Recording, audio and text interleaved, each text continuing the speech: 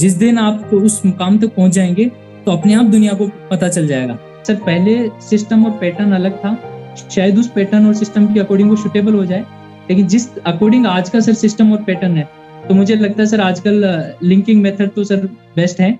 जिंदगी भर अगर आप लॉ में सर्वाइव करना चाहते हैं तो एक लॉ स्टूडेंट बन के आप हमेशा रहिए।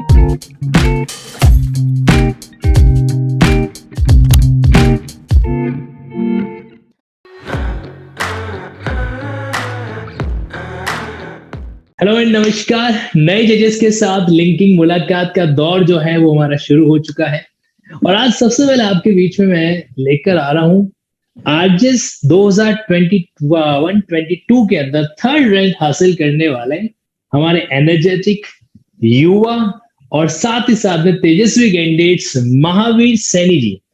महावीर सैनी जी, इनके बारे में बता दूं कि 1998 कहते ना कि देखो कल का छोरा भैया अपने टैलेंट के दम पर कहां पहुंच गया, तो वो वाली बात लागू होती। 1998 का आपका बर्थ है और आप जो है अभी अपने फर्स्ट अटेम्प्ट के अंदर पहला इनका प्रयास था और इसके अंदर आप जो है इन्होंने जज बनने का जो अपना ड्रीम था, अपना जो लक्ष्य था, अपना जो गोल था उसको अचीव कर लिया। लेकिन ध्यान रखना, कभी भी कोई भी वृक्ष, कोई भी पेड़ जो है वो सीधा साधा डायरेक्ट आसमान से जमीन पर नहीं गिरता है।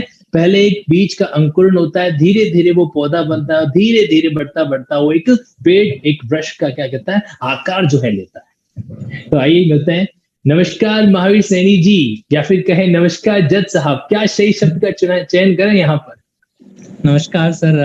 अभी तो सर स्टूडेंट के तौर पे मैं ज्यादा अच्छा चयन सुनूंगा सर, लेकिन सर अभी हाल ही में खुशी मिली है जज की, तो उससे भी सर बहुत अच्छा लग रहा है। महावीर जी, मतलब अभी के जो आपके पल होंगे वो मेरे ख्याल से पूरे सारे रिलेटिव, सारे रिश्तेदार है ना, वो सारे आ रहे होंगे, घर पे मिल रहे होंगे, फोन तो बंद ही नहीं हो रहा होगा, बज ही रहा होगा दिन भर। हाँ सर, कल से फोन तो मतलब बिल्कुल ही मैं समझ ही नहीं पा रहा। फोन तो मैंने अभी तो बंद करके अच्छा, अभी तो शुरुआत है आपका। मैंने जिस प्रोफाइल देखा है, you are just 23 only, right? जी सर। तो 23 ईयर जो, तो ये तो अपने आप में कहते हैं ना कि हमारे हिंदू धर्म विभाग के अंदर शादी का भी एक उपयुक्त जो है स्टेज है। तो अभी तो आपके सामने वो रिश्ते भी स्टार्ट होने वाला है कुछ समय के अंदर। तो अभी क्या मतलब, ऐसा तो नहीं होगा कि जज की शपथ ग्रहण करने से पहले आप जो है शादी के बंधन में बन जाओगे? नहीं सर, आपका क्या मानने से पहले तो वो बताओ, सबसे पहले फ्यूचर पॉलिसी।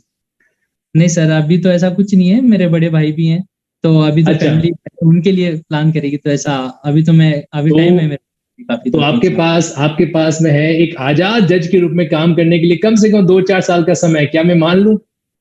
सर जज के लिए काम करने के लिए तो पूरा समय है, फैमिली आजाद, मैं बात कर रहा हूँ आजाद जज के रूप में। जी सर, बिल्कुल सही सही बात। चलिए, हंसी मजाक का दौर जो चलता रहेगा। महावीर जी, आपसे कई बातें जो है ना, कई सारी बातें जो है हमारे जो जुडिशरी के एस्पिरेंट है वो सीखना चाहते हैं, और आज उसी आपका पहला प्रयास रहा जुडिशरी के एग्जाम के अंदर, क्या मैं सही कह रहा हूँ? जी सर, ये मेरा फर्स्ट अटेम्प्ट था इस बार।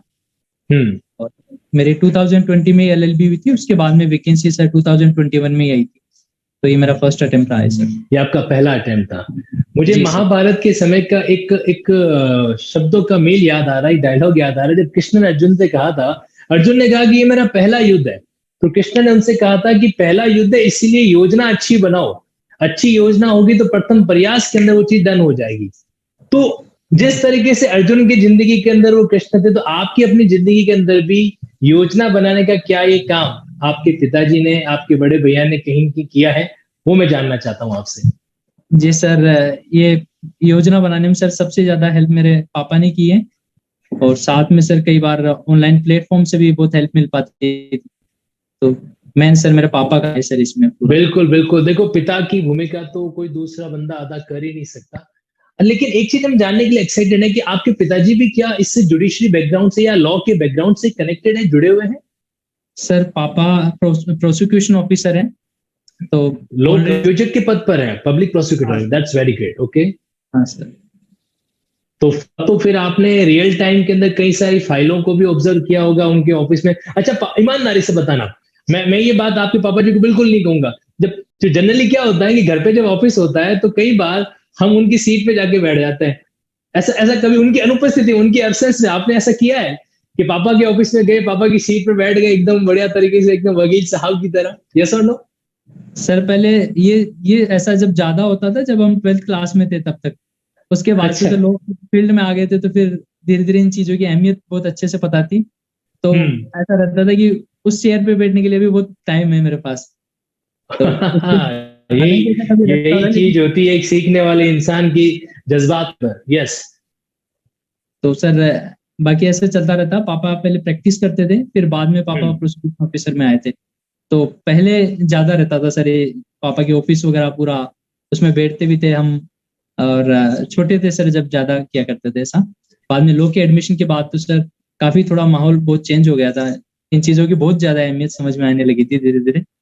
तो इसी मतलब लॉ के एडमिशन, एलएलबी में जब आपने एडमिशन लिया तब आपको समझ में आ गया कि भैया पापा की सीट आसानी से नहीं मिलेगी, इसके लिए बहुत पापड़ बेलने पड़ेंगे।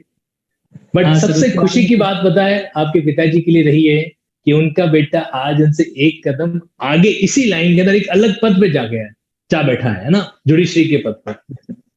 ये वाकई में बहुत अच्छा। ईमानदारी से एक और चीज आपसे जानना चाहता हूँ, आज मैं आपसे कई सारे सीक्रेट्स भी रिवील करवाना चाहता हूँ। पापा के साथ बैठ के डिबेट, आर्ग्यूमेंट, डिस्कशन लॉ के टॉपिक पर कभी होता था आपका? सर मेरा जनरली पापा साथ में ही रहते हैं। पापा की अगर पोस्टिंग बाहर नहीं होती तो हम डेली साथ में बैठते हैं। तो पापा से अक्सर मेरा डिस्कशन चलता ही रहता था रोज। हम्म। मतलब किसी बहाने पापा मुझसे लॉ के डिस्कशन करते ही रहते थे। और मुझे भी कोई प्रॉब्लम आती तो भी मैं भी करता ही रहता था। तो ऐसा मेरा रहा है कि सर डेली मेरा जनरली रहा है। कुछ कभी कभार ऐसा होता था नहीं, किसी न किसी बहाने मेरा डिस्कशन डेली होता था पापा से।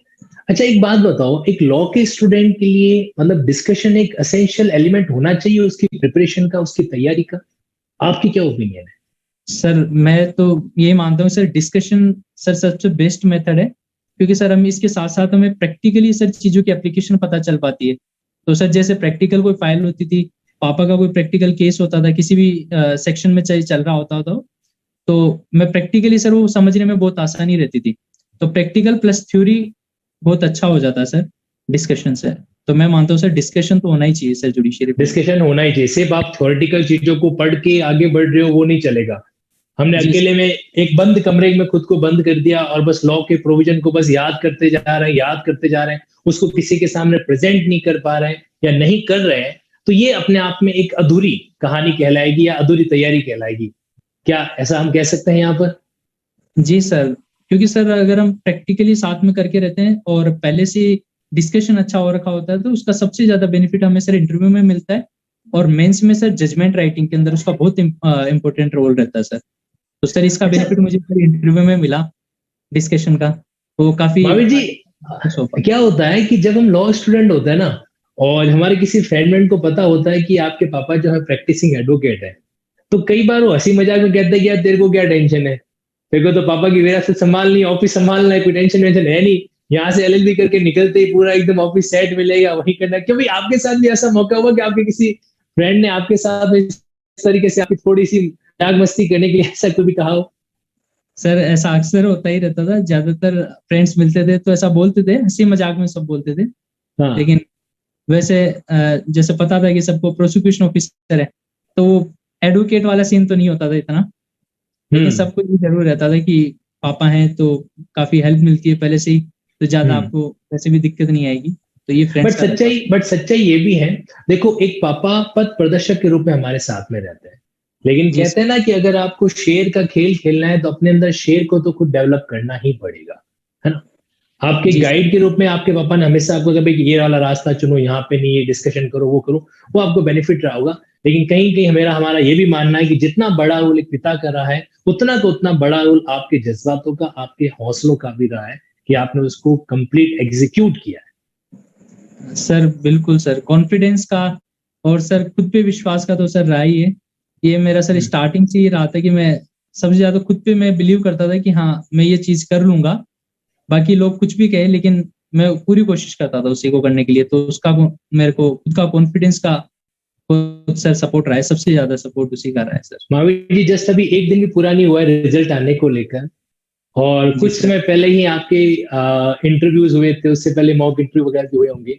तो एक मैं डिफरेंस जानना चाहता हूँ।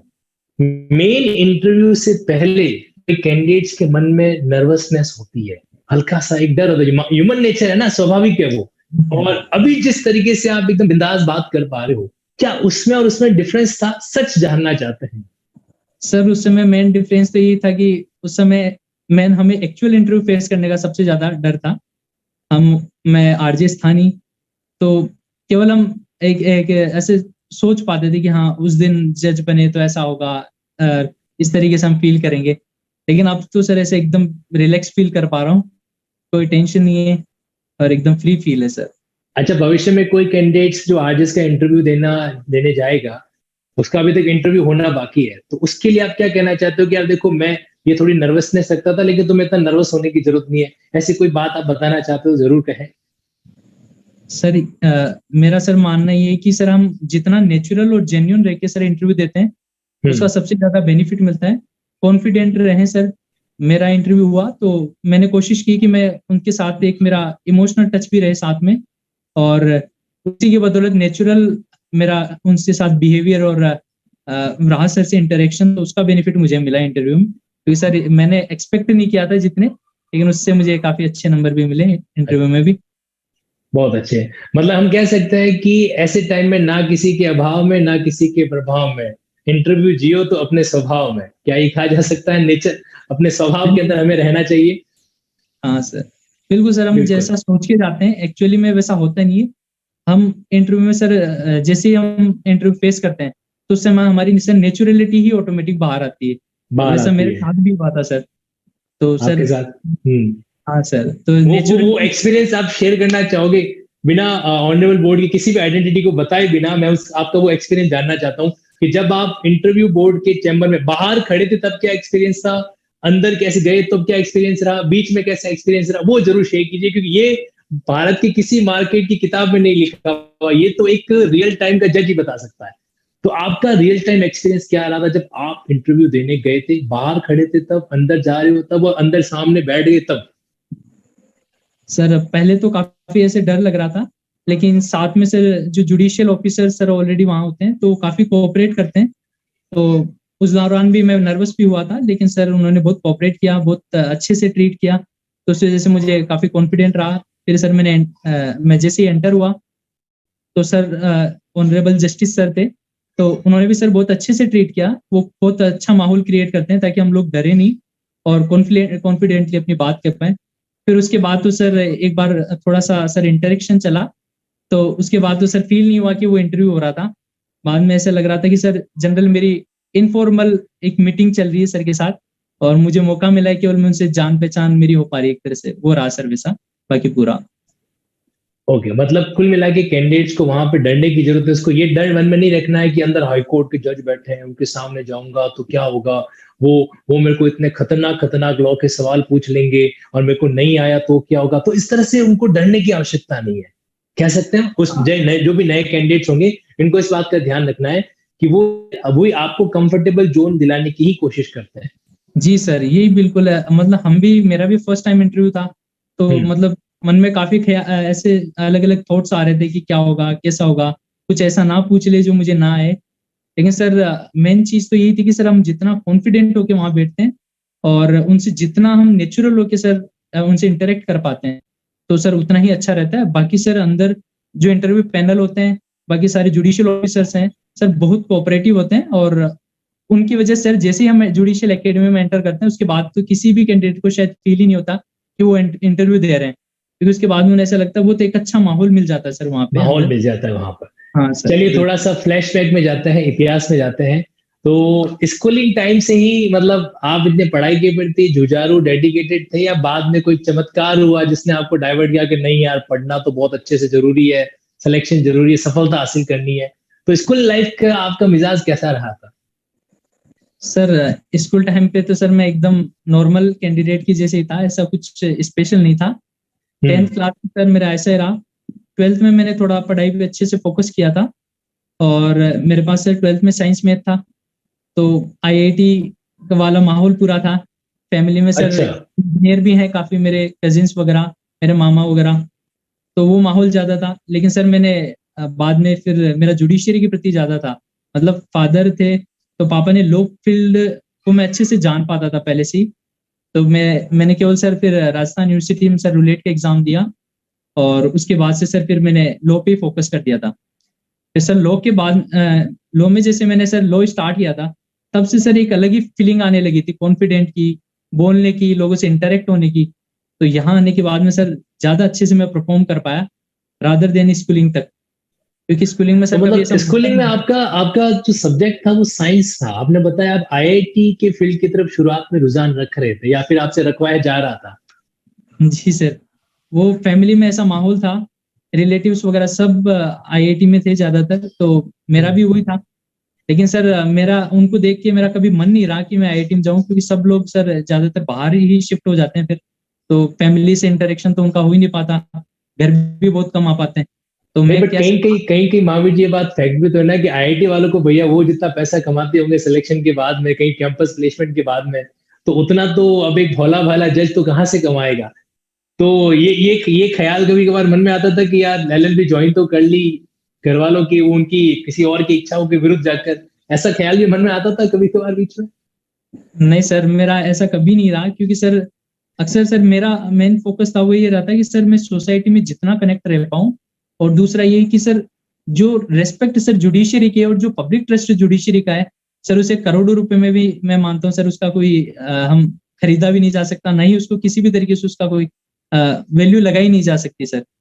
तो ये सर ये से रिस्पेक्ट और अगर एक ट्रस्ट। लाइन में कहे तो भैया इस पद की गरिमा मार्केट में बिकाऊ नहीं है ना? जी सबसे सर। बड़ी बात अगर कही जाए तो ये पद जो है, ये डिग्निटी जो है, ये मार्केट में नॉट फॉर सेल है, कभी नहीं मिल सकती, ये तो हासिल करनी ही पड़ेगी।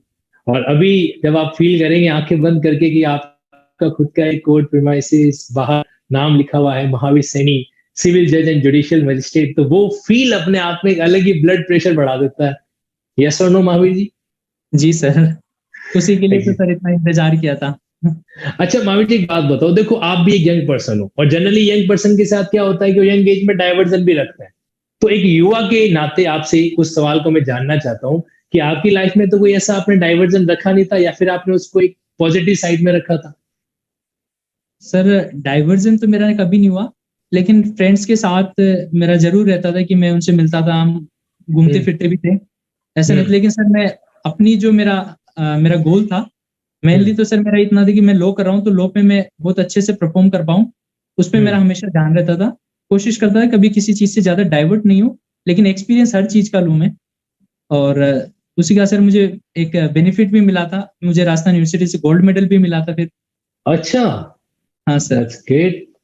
राजस्थान यूनिवर्सिटी से आप गोल्ड मेडलिस्ट भी हैं?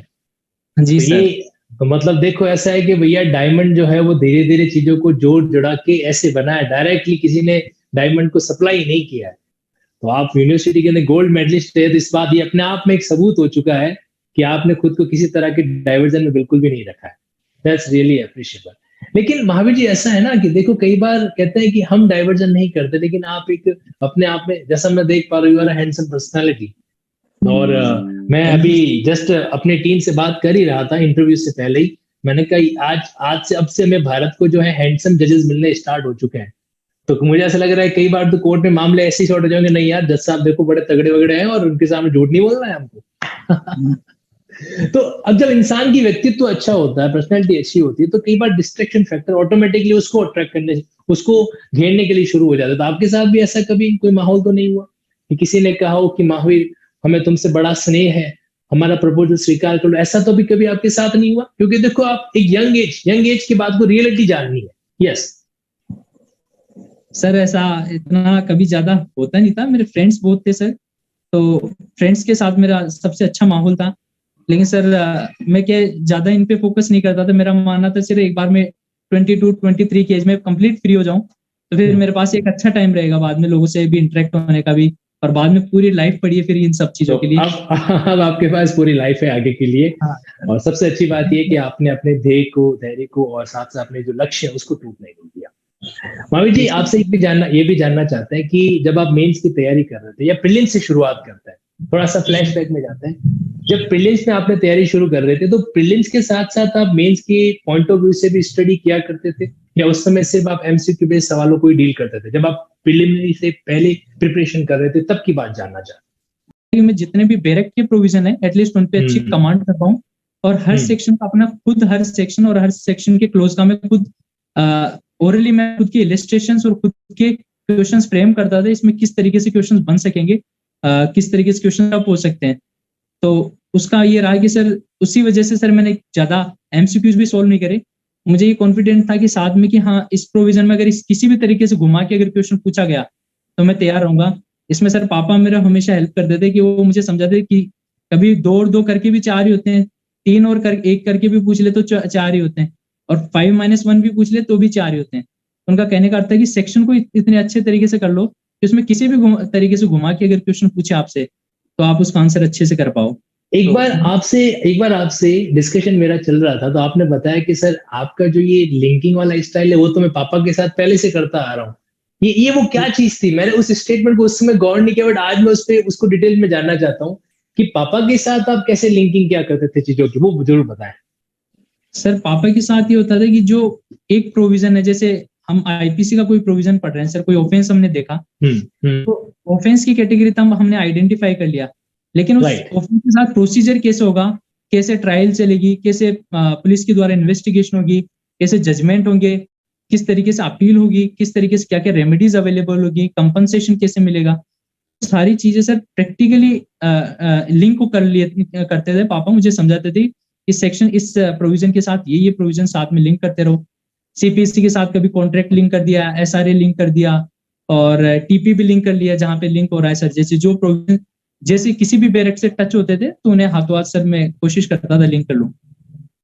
लेकिन तो महावीर जी, कई कई ऐसे बुद्धिजीवियों का ये मानना होता है कि जो आप इस तरह से लिंकिंग करते हो कि एक सब्जेक्ट से कोई टॉपिक पकड़ लिया, जैसे मैंने क्रुएल्टी पकड़ लिया 498 आईपीसी, अब वहां से मैं डॉवरी डेथ के प्रोविजन को भी समझ रहा हूँ, सीआरपीसी के 198 ए को भी समझ रहा हूँ, हमारे इंडियन एविडेंस एक्ट के 113 बी को भी समझ रहा हूँ।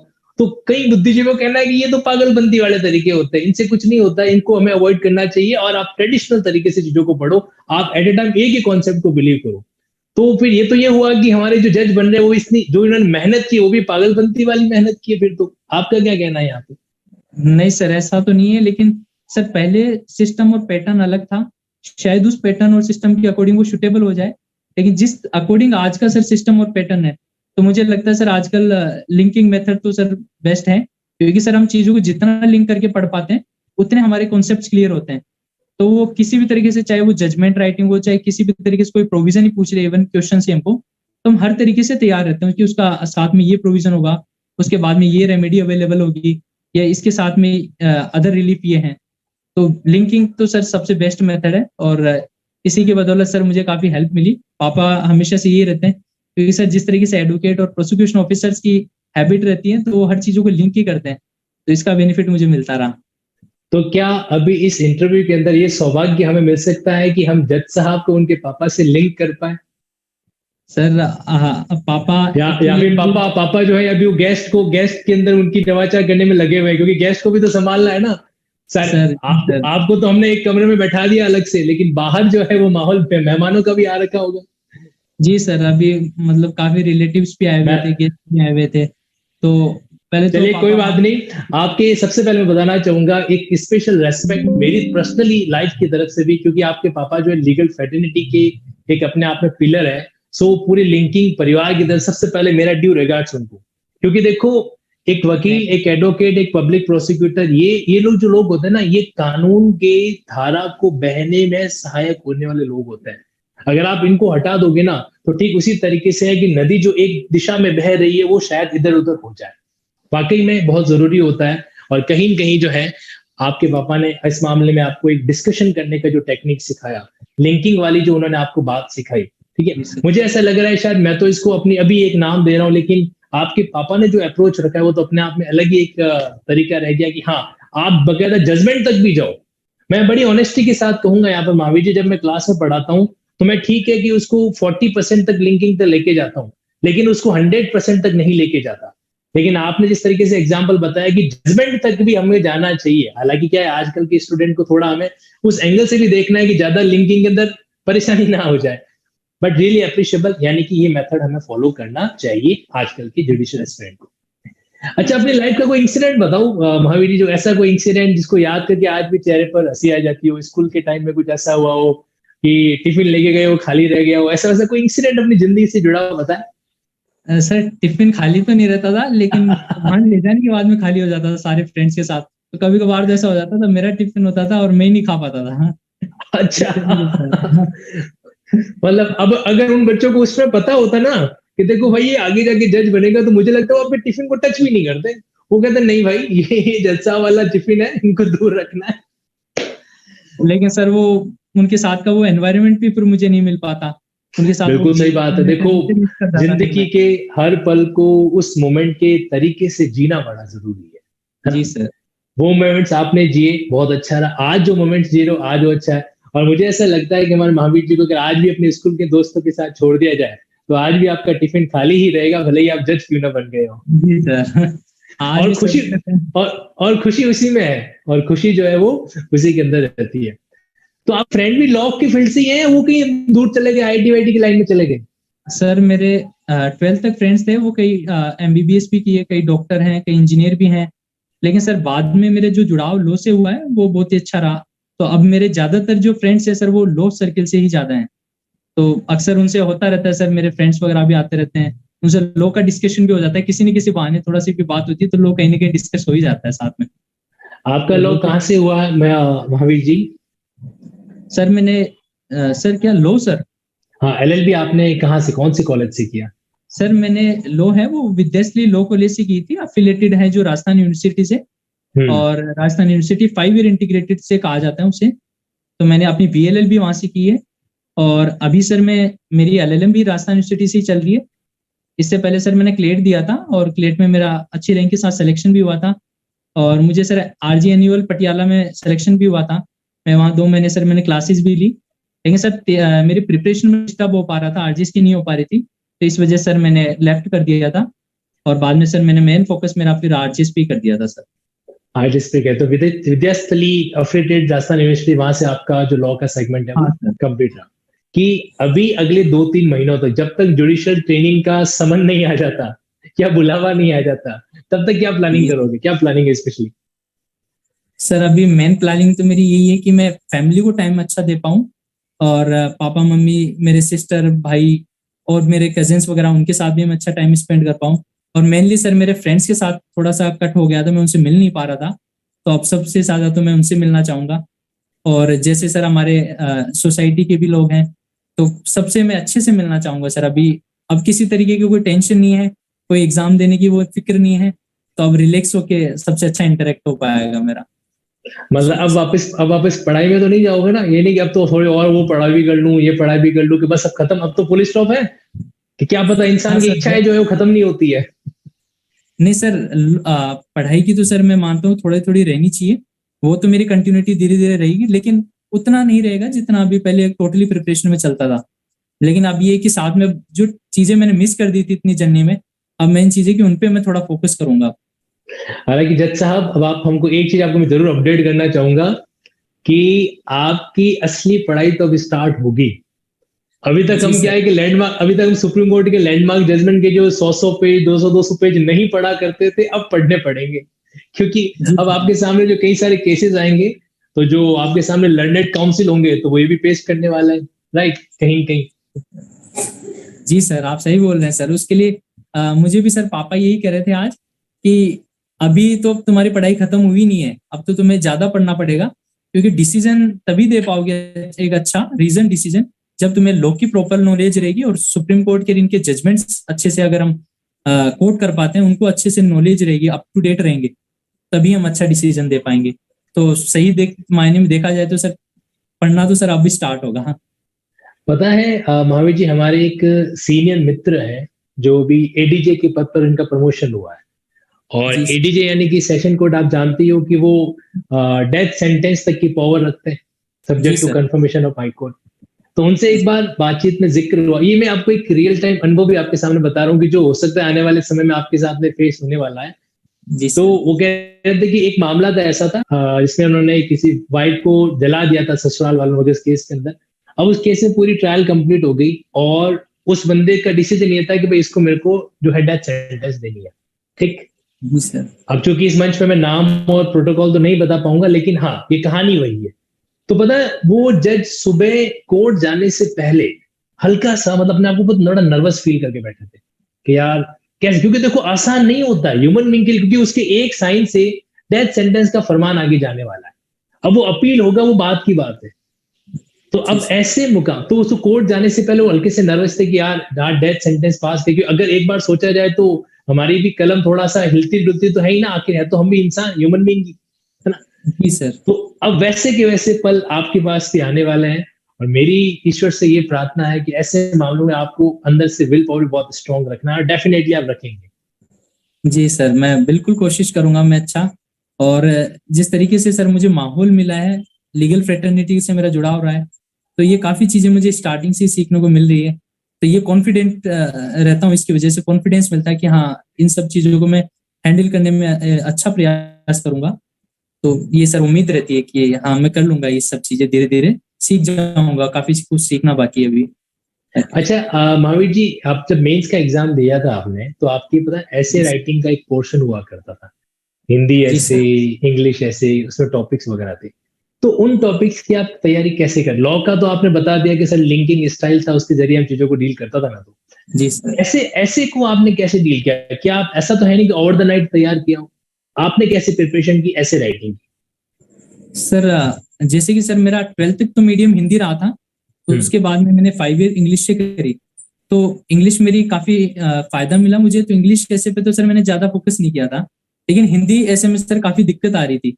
तो मेरा पूरी प्रिपरेशन में सर फोकस था वो मेनली हिंदी ऐसे पे ज्यादा रहा। इंग्लिश में तो सर मेरा कोशिश होती थी कि जो जितने भी एडिटोरियल्स आते हैं तो मैं उन्हें पढ़ लूँ। लेकिन हिंदी में ये था कि एडिटोरियल्स को पढ़ने के साथ साथ उसके जो स्पेशल कोट्स वगैरह आते थे, तो उन कोट्स को मैं नोट डाउन करता था। कुछ स्पेशल वर्ड्स होते थे जिनकी वजह से मुझे लगता कि ये शायद मैं ऐसे में इंक्लूड कर लूँ तो उसका ज्यादा अच्छा इंप्रेशन जाएगा। तो मैंने सर एक अलग से डायरी मेंटेन की थी हिंदी के ऐसे के लिए, और उसमें काफी ऐसे लिखे भी थे मैंने। और ऐसे लिख के सर मैं फ्रेंड्स को साथ या फिर मेरे जो मित्र तैयारी कर रहे थे उनके साथ, और पापा को मैं पढ़ने के लिए भी देता था। फिर उसमें कोई कमी होती थी तो वो मुझे बताते भी थे। तो मेनली मेरा हिंदी ऐसे पे ज्यादा मैंने फोकस रखा सर। मतलब कहीं कहीं ट्वेल्थ तक आपका हिंदी मीडियम था, ये बात बाकी के स्टूडेंट के लिए इंस्पिरेशन, प्रेरणा वाली है। ट्वेल्थ तक हिंदी मीडियम था, और फिर आपने डिसाइड किया कि आपको इंग्लिश मीडियम में जाना चाहिए, और ये डिसीजन आपने ही लिया है, किसी और ने इसने आपको गाइड किया कि इंग्लिश मीडियम जाओगे तो ही लॉ का फील्ड ठीक रहेगा मामला? नहीं sir, actually sir BLLB 5 year है वो इंग्लिश मीडियम ही होती है। इंग्लिश, हाँ। राइट। और मुझे सर क्या है, कम टाइम में सर ज्यादा करना ज्यादा पसंद था। तो 5 ईयर करना ही मुझे ज्यादा अच्छा लगा, क्योंकि उसमें सर 1 साल हमारे पास ऑलरेडी सर बच जाता है। बच तो जाता है, एग्जैक्टली। मेन चीज ये थी कि मीडियम का स्टार्टिंग में डर काफी रहा था। हम्म। तो लेकिन वो धीरे धीरे सर काफी चीजें हेल्प हो पाई। मेरे टीचर्स थे इंग्लिश में, तो पापा ने जैसे मुझे प्रिम्बल याद करवाई थी एक बार। तो अच्छा। मैं, हाँ, मैम ने एक बार क्लास में पूछ ली थी कि किसी को प्रिम्बल याद है, तो उस समय हम्म। कोई प्रिम्बल बता नहीं पाया था और मैंने कॉन्फिडेंटली वो बोल दी थी। तो सबको ये अब लगा तो कि शायद अब तो मैम तो एकदम इम्प्रेस, फटाक से मतलब पर्स में ये ले महावीर 2000 का नोट, खुश कर दिया, प्रियम्बल सुना दिया। सर ऐसा तो नहीं था, लेकिन मैम को और बाकी सबको ये लगा कि मैं इंग्लिश मीडियम से हूँ और अच्छी इंग्लिश है मेरी। तो लोगों में ये मिथ सा हो गया था। और फिर मैंने इसे भी कंटिन्यू रखा कि हाँ ठीक है, चल रहा है, जब तक चलने दो तो इंग्लिश मीडियम को। आपने आपने लोगों के मिथ को मिथ बना के साबित करा दिया कुल मिला के। उनका हाँ मिथ सर। था कि यार ये बंदा इंग्लिश मीडियम का बहुत एकदम खतरनाक अंग्रेजी बोलता होगा। हाँ सर, आपने उसको सही साबित कर दिया।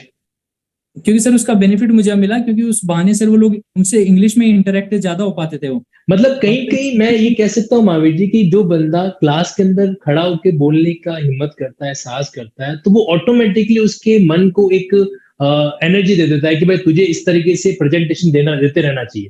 क्योंकि सोचो अगर आपने वो प्रेजेंटेशन नहीं दी होती क्लास के अंदर, जब आपने प्रिंसिपल को सुनाया, तो कहीं कहीं तो एक चीज रहती ना, एक वो जो जिल जगी थी कि हाँ यार लोग कह रहे हैं तो वाहवाही मिल रही है, एकदम मतलब अच्छी अंग्रेजी बोलने से वाहवाही मिल रही है।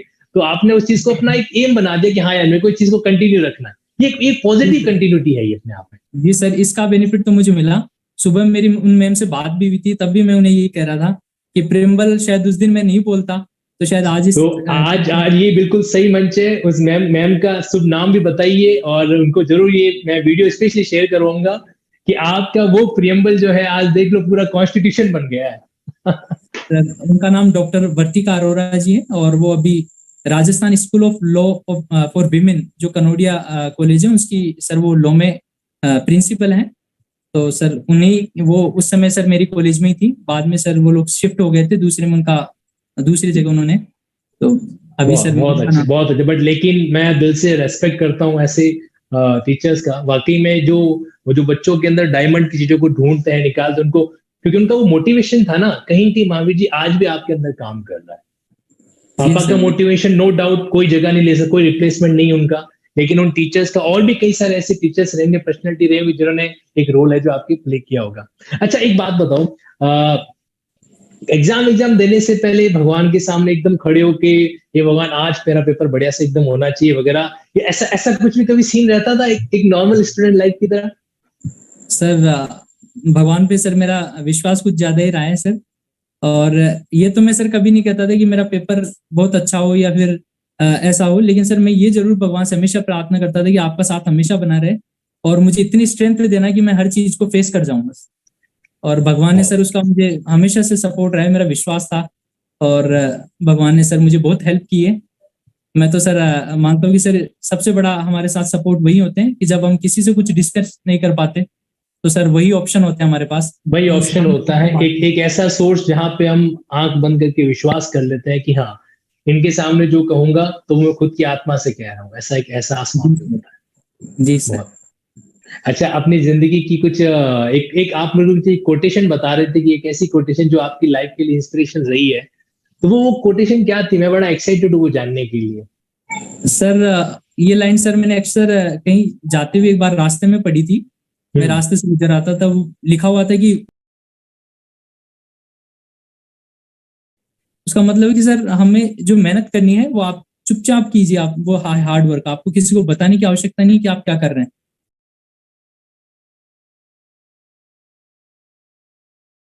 तो और आज वो हो रहा है।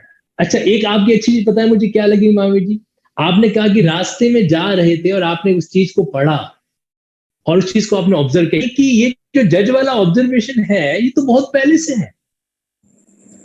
हाँ सर, मतलब मेरे मन को ऐसा लग रहा है ये चलो सरकारी थप्पा अभी लगा है, लेकिन आपके अंदर का जो जज था वो तो पहले से था, क्योंकि जज की सबसे अच्छी क्वालिटी होती है ऑब्जर्वेशन।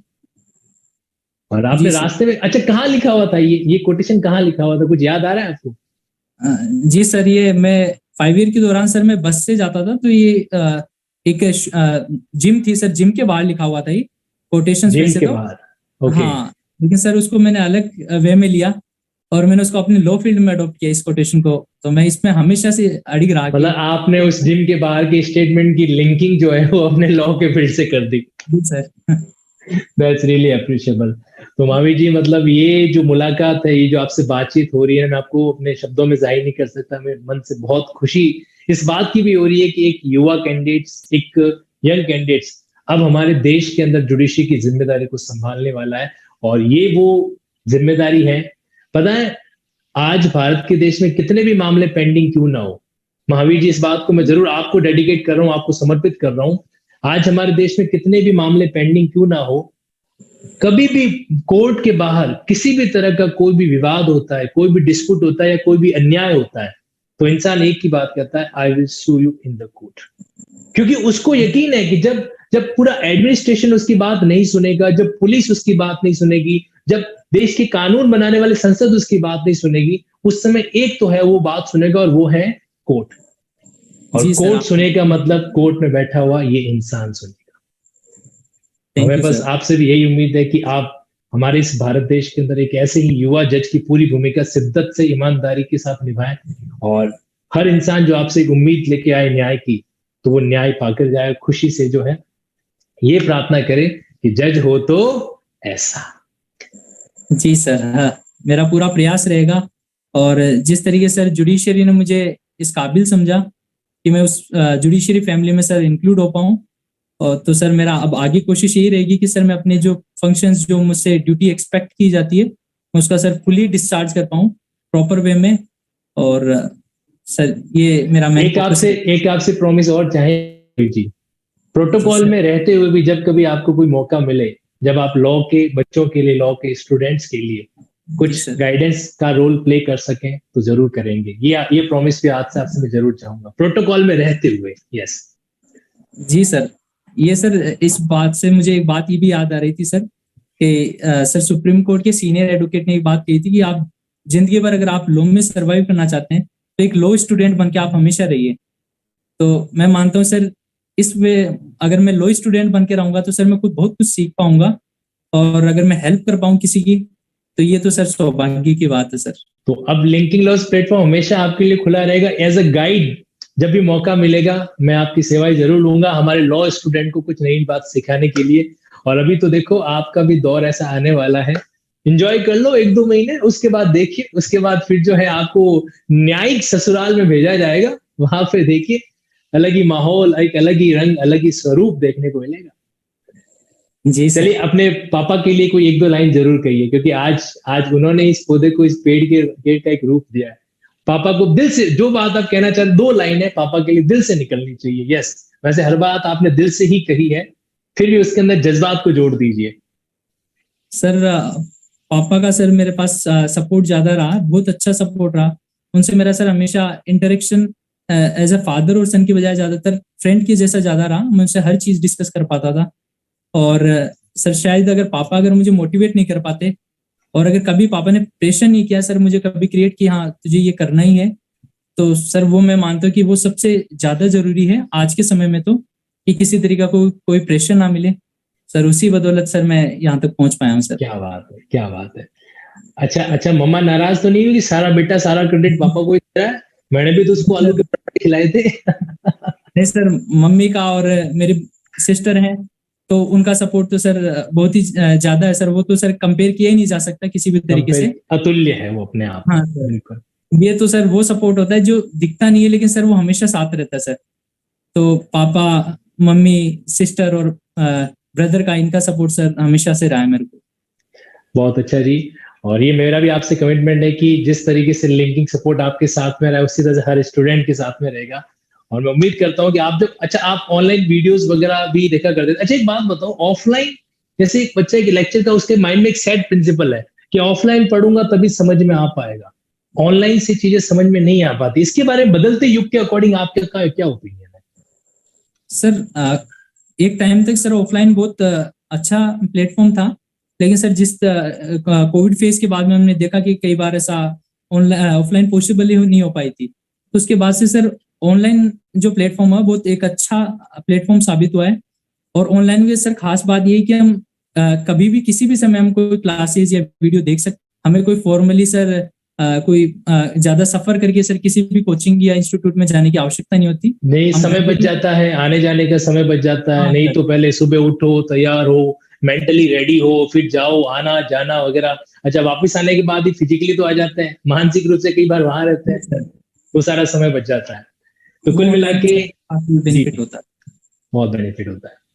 तो आज बहुत अच्छा लगा। इस एंड में इतना ही कहूंगा कि जब एक इंसान जज बनता है, चाहे आपके पापा के प्रिंसिपल्स से साथ में, मम्मा का प्यार, आपकी बहन का स्नेह वगैरह सब साथ में रहा हो, और जो आपकी लिंकिंग टेक्निक रही है जिसके अकॉर्डिंग आज आप यहाँ पहुंचे हैं, तो हम सभी की तरफ से एक लिंकिंग सल्यूट हमारे जज साहब को। Thank you thank so you much dear, sir. Thank you so much. Always stay tune, connected रहना है। अच्छा, अब पीए को रख लो तो पीए साहब के भी नंबर दे देना अपॉइंटमेंट लेने के लिए। हम सर वैसे थैंक ही यू कनेक्ट डियर, रहते हैं sir.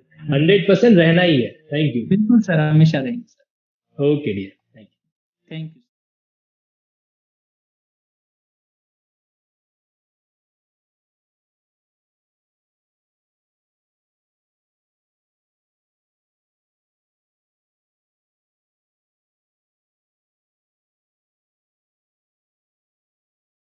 Work hard in silence, let your success to make noise.